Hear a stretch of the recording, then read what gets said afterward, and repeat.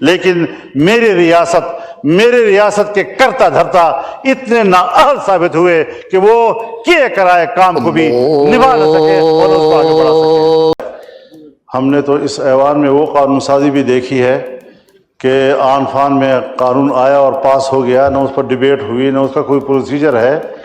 یہ کبھی کبھی آپ کو کس طریقے سے پروسیجر سامنے آ جاتا ہے جب صرف آپ کے مفاد میں ہو، اور اگر اپوزیشن اس پر بات کرتی ہے تو پھر آپ اس میں جھجک محسوس کرتے ہیں۔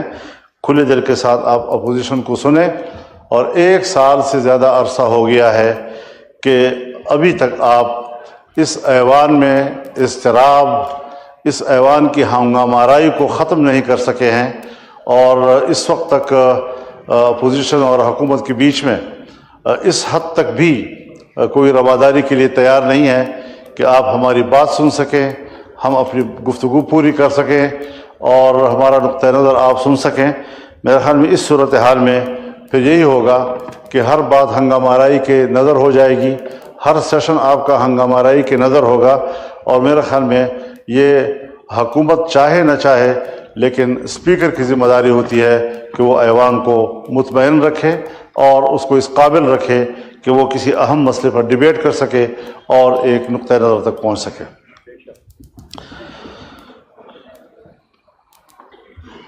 جناب اسپیکر، مسئلہ صرف اس ایوان میں نہیں ہے،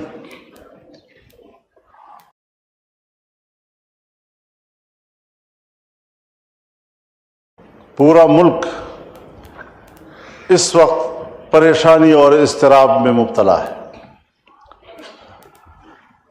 عام آدمی کے پاس نہ تو روزگار ہے اور نہ ہی جان و مال کا تحفظ۔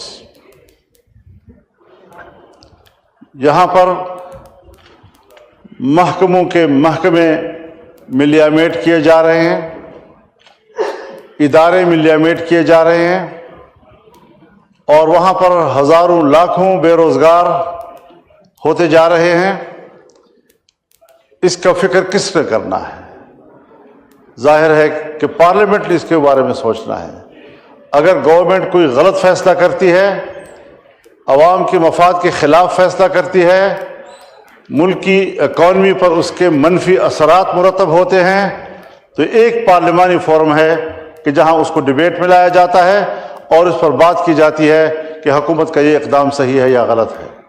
اور اگر اپوزیشن ایک صحیح تجویز دیتی ہے تو حکومت فراخ دلی سے اس کو قبول کرتی ہے۔ یہاں تو جہاں اپوزیشن کو کہیں پر ضد اور ہٹ دھرمی کا مظاہرہ کرنا چاہیے، 1 سال سے میں دیکھ رہا ہوں کہ حکومت کی سائڈ سے بڑی ضد اور ہٹ دھرمی کا مظاہرہ ہو رہا ہے۔ جناب اسپیکر، میں یہاں پہلے بھی یہ بات کہہ چکا ہوں اور آج دوبارہ اس کی طرف جانا چاہوں گا، کیونکہ مسئلہ ملک کی سالمیت کا ہے۔ ملک کی سالمیت کے حوالے سے کم از کم میرے مشاہدات یہ ہیں کہ ملک کی سالمیت کے حوالے سے پالیسی ایوانوں میں نہیں بنائی جا رہی، حکومتی حلقوں میں نہیں بنائی جا رہی، بلکہ بند کمروں کے اندر ماورائے حکومت، ماورائے سیاست، ماورائے پارلیمان پالیسیاں بنائی جا رہی ہیں، اور ہمیں ایک لمحے کے لیے بھی اس کی اجازت نہیں ہے کہ ہم ریاست کی بقا، اس کی سالمیت کے حوالے سے یا کوئی بات کر سکیں یا کوئی تجویز دے سکیں۔ خیبر پختونخوا اور بلوچستان کی صورتحال اب کسی سے پوشیدہ نہیں رہی ہے۔ ہم ان کے خلاف لڑ رہے ہیں، مسلح گروہوں کے خلاف جنگ لڑ رہے ہیں۔ جناب اسپیکر، ایوان بیٹھا ہوا ہے، ہم سب پاکستانی ہیں، ہمارا امن ایک ہے، ہماری معیشت ایک ہے، ہماری عزت و آبرو ایک ہے، ہمارے مشترکات ہیں، قدریں ہیں، اور اس حوالے سے ہمیں اس بات کا ادراک ہونا چاہیے کہ اس وقت دو صوبوں میں حکومت کا کوئی رٹ موجود نہیں ہے۔ اور اگر میں آج وزیر اعظم سے یہاں ہوتے اور ان کے خدمت پہ بصد احترام یہ عرض کرتا کہ قبائلی علاقوں میں کیا ہو رہا ہے، اس کے ساتھ متصل اضلاع میں کیا ہو رہا ہے، بلوچستان میں کیا ہو رہا ہے، تو شاید وہ یہی کہتے کہ مجھے اس کا کوئی علم نہیں ہے۔ اگر میرا حکمران جس حیثیت میں بھی ہے ملکی معاملات کے بارے میں اتنا بے خبر ہے، اور مجھے یاد ہے ایک زمانے میں ہم نے مل کر کام کیا ہے، افغانستان ہمارے جرگے جاتے تھے اور میں نے جب ان سے پوچھا تو ان کو کوئی علم نہیں تھا۔ کون فیصلے کرتا ہے، کہاں فیصلے کیے جاتے ہیں؟ ذمہ دار تو کل پاکستان ہوگا، ذمہ دار تو حکومت بھی ہوگی اور اپوزیشن بھی ہوگی، ذمہ دار تو پارلیمان ہوگا، عوام کی نظر میں تو ہم ذمہ دار ہیں۔ اور حقیقت یہ ہے کہ اس ملک میں کوئی سویلین اتھارٹی اس وقت موجود نہیں ہے، کوئی نظریاتی سیاست موجود نہیں ہے۔ مکمل طور پر پاکستان میں خاص اسٹیبلشمنٹ وہ بند کمروں میں اور اپنے محلات میں جو چاہے فیصلہ کرتے ہیں، اور حکومت کو ان کے فیصلوں پر انگوٹھا لگانا پڑتا ہے۔ ہمیں کچھ یہاں سے نکلنا ہوگا یا نہیں نکلنا ہوگا؟ انہی دبیز پردوں کے پیچھے ہم نے سیاست کرنی ہوگی، ہم نے ملک کو چلانا ہوگا۔ جناب اسپیکر، میرے علاقے میں ایسے ایریاز ہیں جس کو فوج نے بھی خالی کر دیا ہے، پولیس تو خالی کر چکی تھی۔ بتا دوں آپ کو، ایوان کو بتانا چاہتا ہوں، وہ علاقے کہ جو پولیس تو خالی کر چکی تھی لیکن فوج بھی خالی کر چکی ہے، اور جہاں پر جنگ ہو اور پولیس بھی نہ ہو اور فوج بھی نہ ہو تو وہ ایریا کس کے قبضے میں ہوگا اور وہاں کس کا ریٹ ہوگا؟ اور دل پہ ہاتھ رکھ کر مجھے کہنا پڑتا ہے، انتہائی درد دل کے ساتھ کہنا پڑتا ہے کہ اس وقت بلوچستان کے 5 سے 7 اضلاع اس پوزیشن میں ہیں کہ اگر وہ آزادی کا اعلان کر دیں تو اگلے دن اقوام متحدہ میں ان کی درخواست کو قبول کر لیا جائے گا اور پاکستان کو تقسیم تصور کیا جائے گا۔ کہاں کھڑے ہیں ہم لوگ؟ میری گفتگو کو جذباتی گفتگو نہ سمجھا جائے، میں جذباتی باتیں نہیں کیا کرتا، لیکن حقائق تک پہنچنے کے لیے پارلیمنٹ کو بھی پہنچنا ہوگا اور حکومت کو بھی پہنچنا ہوگا۔ اس وقت جب ہمارا ایوان یہاں بیٹھا ہے، صوبہ خیبر پختونخوا کے جنوبی اضلاع، اس وقت وہاں کوئی حکومت نہیں ہے، وہاں کوئی پولیس نہیں ہے، پولیس چوکیاں اندر سے کنڈے لگا کر بند کر دی گئی ہیں اور پولیس عملہ اس میں محصور ہے، اور سڑکیں اور علاقے اور گلیاں یہ مسلح قوتوں کے ہاتھ میں ہیں۔ کب سوچیں گے ہم ملک کے لیے؟ کب سوچیں گے ہم اس بات کے لیے کہ اس ملک کی بقا کا بھی کوئی سوال ہے؟ آج اگر کوئی بقا کا سوال پیدا کرتا ہے، اس پر چیخ و پکار کرتا ہے، برا منایا جاتا ہے۔ اللہ رب العزت بھی چیخ چیخ کر بولنے کو پسند نہیں کرتا، لیکن مظلوم کی چیخ و پکار کو اللہ بھی سننے کے لیے تیار ہے۔ لا يحب اللہ الجہر بالسوء من القول الا من ظلم۔ کوئی شخص بھی اونچی آواز اور چیختے آواز کے ساتھ بات کرے اللہ کو پسند نہیں ہے، سوائے اس آدمی کے جس پر ظلم ہو رہا ہے، جس کے ساتھ زیادتی ہو رہی ہے، جو مضطرب ہے، جو پریشان ہے۔ اور یہاں قانون سازیاں کی جا رہی ہیں. پہلے ریاست کو تو مضبوط کرو، پہلے اپنے رٹ کو تو مضبوط کرو. قانون آتا ہے، پاس ہوتی ہی پورے ملک میں نافذ العمل ہوگا. پورا ملک آپ کے ہاتھ میں ہوگا تو نافذ العمل ہوگا. آپ قانون بنا رہے ہیں، کس کے لیے بنا رہے ہیں؟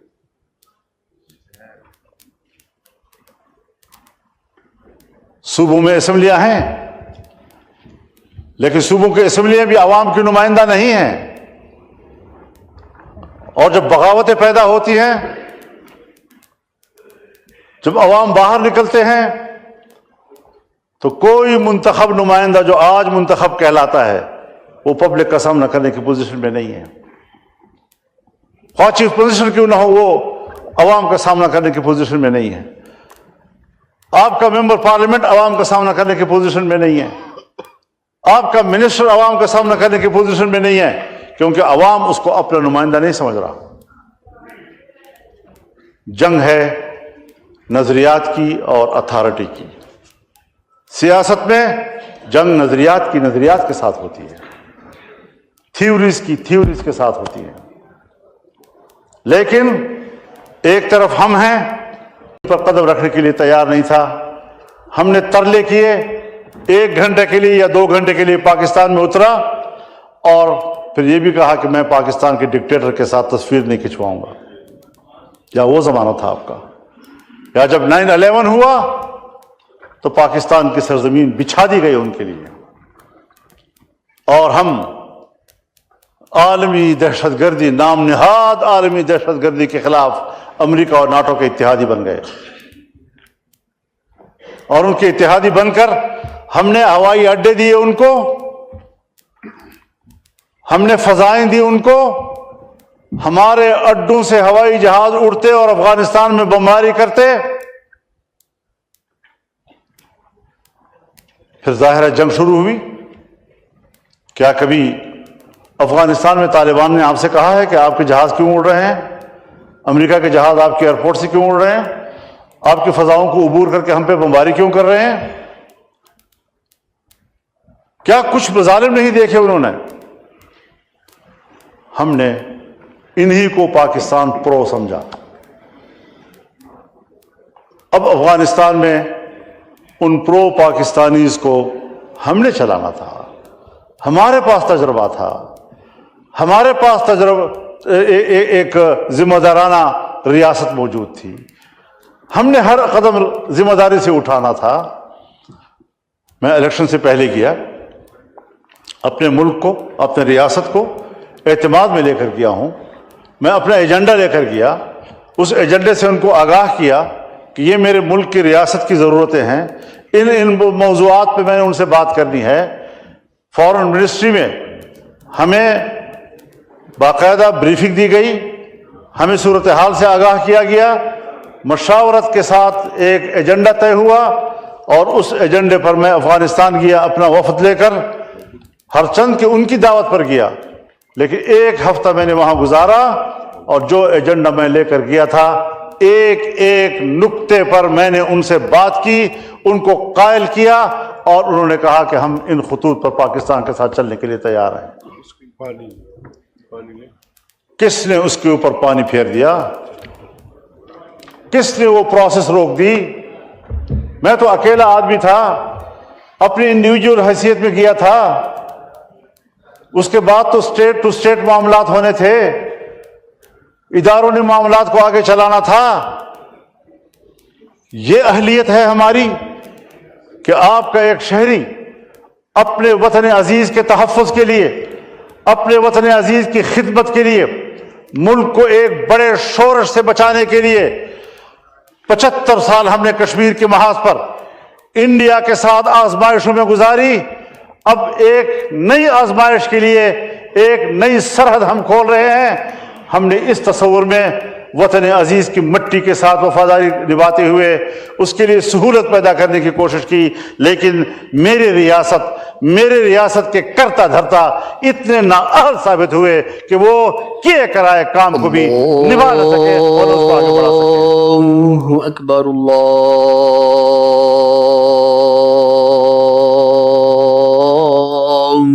اکبر، اللہ اکبر، اللہ اکبر، اشہد ان لا الہ الا اللہ،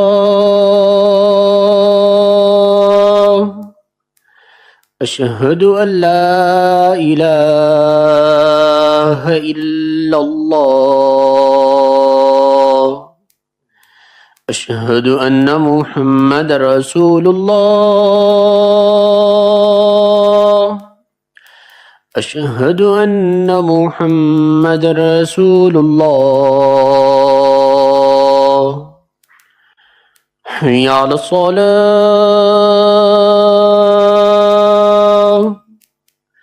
حی علی الصلاة،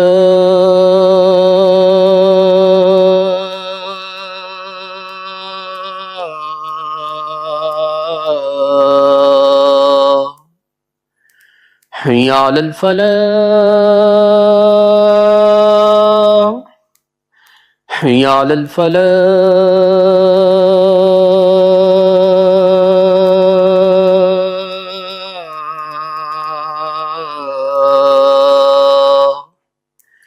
اللہ اکبر، اللہ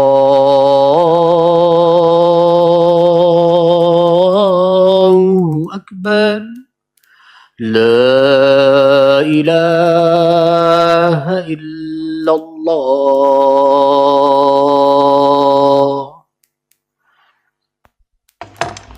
جی مولانا صاحب کا مائک کھولا۔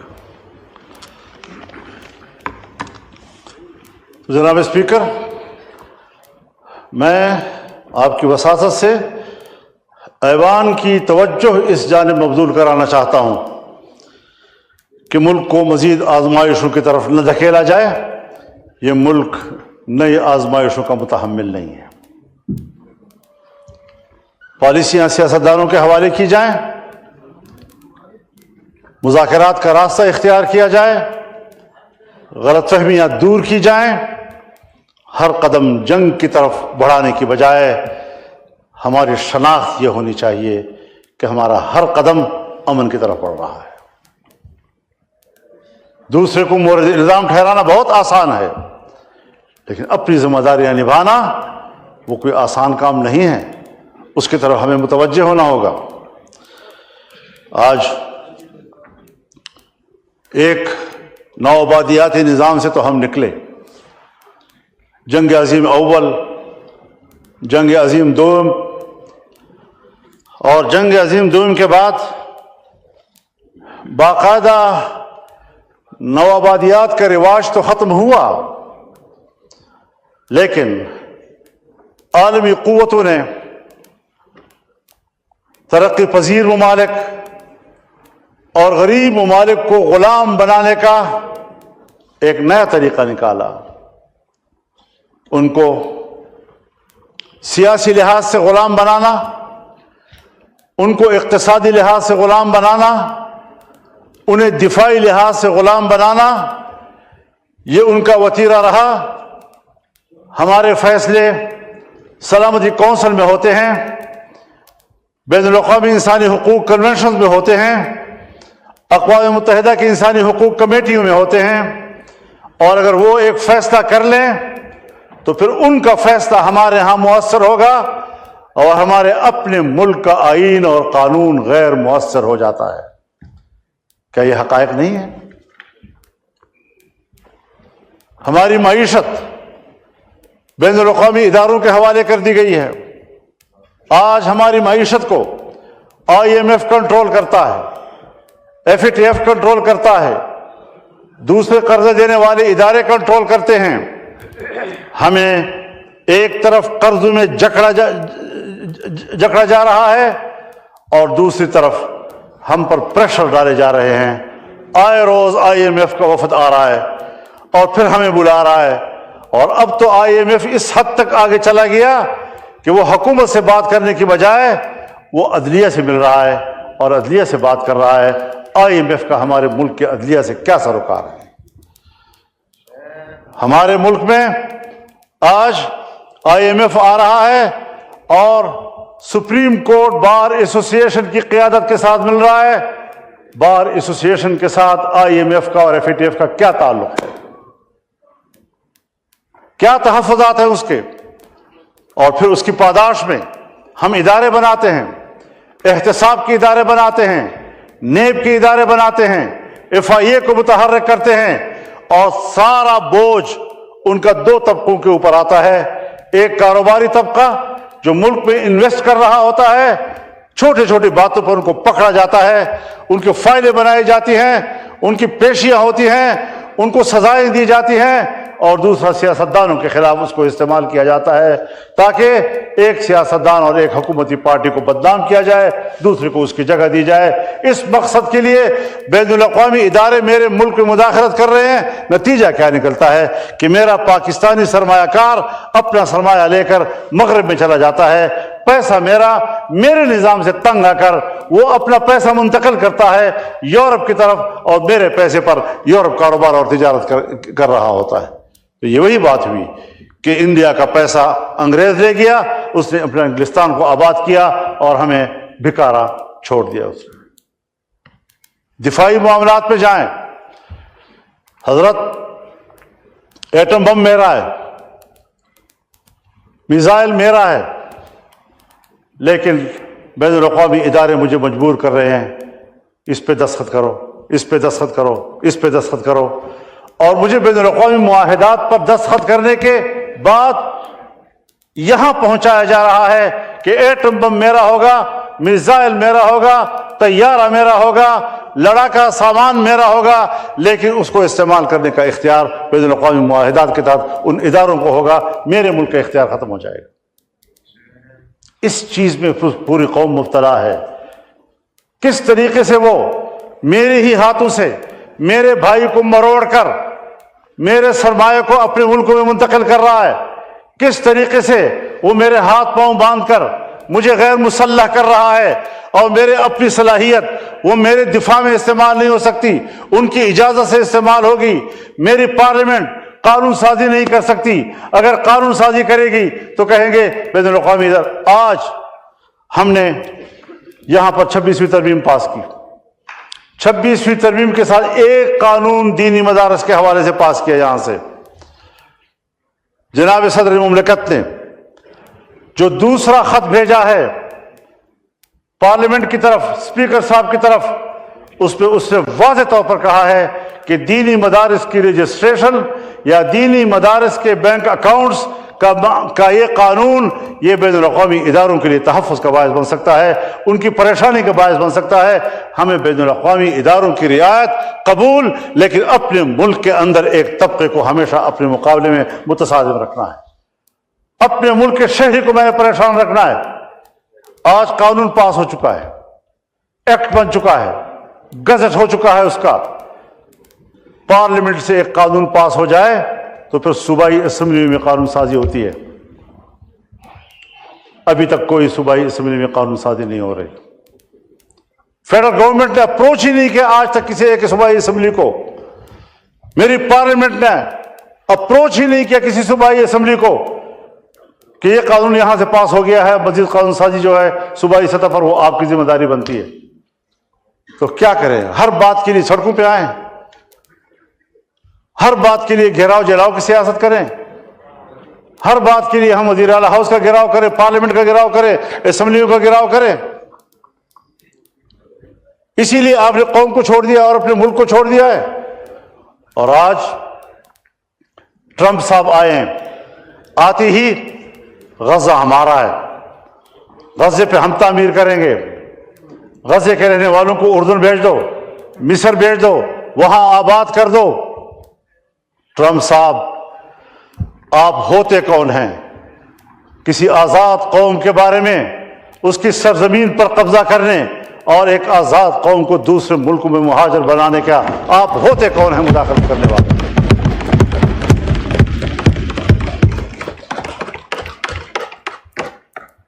آپ کا کٹھ پتلی 15 مہینے فلسطینیوں کا قتل عام کر کے انسانی جرم کا مرتکب ہوا ہے. اگر صرف 2-3 شہروں میں فوجی کارروائی کے نتیجے میں قتل ہونے والوں کے پاداش میں صدام حسین کو لٹکایا جا سکتا ہے تو اس پاداش میں جہاں نیتن یاہو کو سرعام پھانسی ملنی چاہیے تھی، آج امریکہ فلسطینیوں کے خون پر ان کو سپورٹ کر رہا ہے. بنیادی بات یہ ہے کہ جنگ عظیم اول کے بعد جب دنیا میں یہودی دربدر ہو گئے اور جرمنوں کے ہاتھوں پٹ گئے تو اس زمانے میں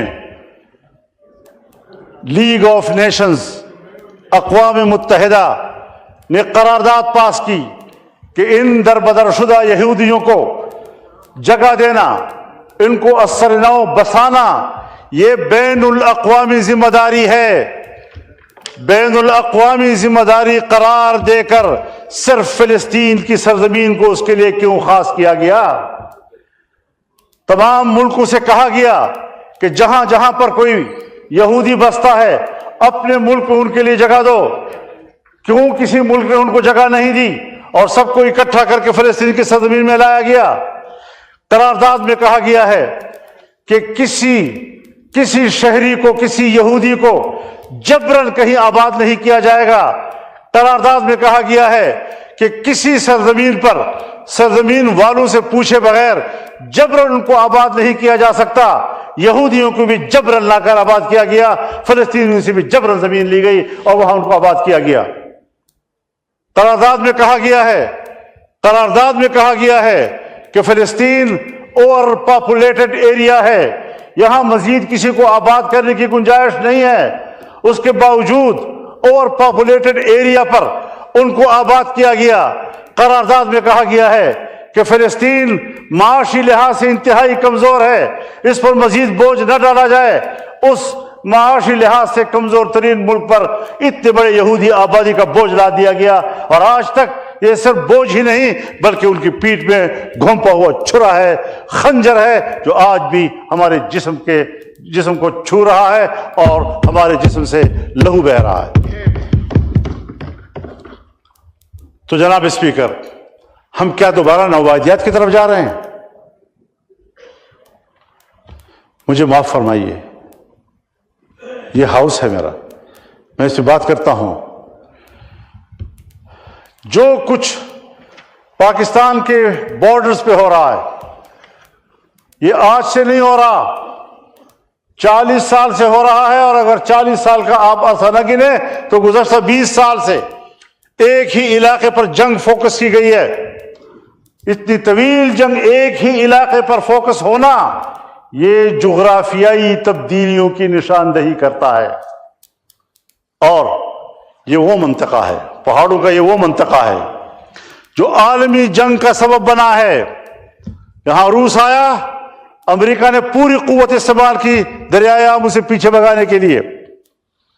یہاں امریکہ آیا، یہاں کی معدنیات پر قبضہ کرنے کے لیے افغانوں نے لڑ کر ان کو نکال دیا. آج چائنا کی بھی خواہش ہے کہ میری رسائی افغانستان تک ہو سکے. افغانستان اور ہمارے فاٹا کے علاقوں میں اور خیبر پختونخوا کے علاقوں میں 2 قسم کے معدنیات ہیں. ایک وہ معدنیات جس کے ساتھ عام لوگوں کی معیشت کا تعلق ہے، گیس، کوئلہ، تیل، چاندی، سونا، کاپر وغیرہ وغیرہ. کچھ وہ پتھر بھی ہیں کہ جو خلا میں جانے والے راکٹوں اور میزائلوں میں استعمال ہوتے ہیں، جو 450 کی ہیٹ پر بھی تحلیل نہیں ہوتے.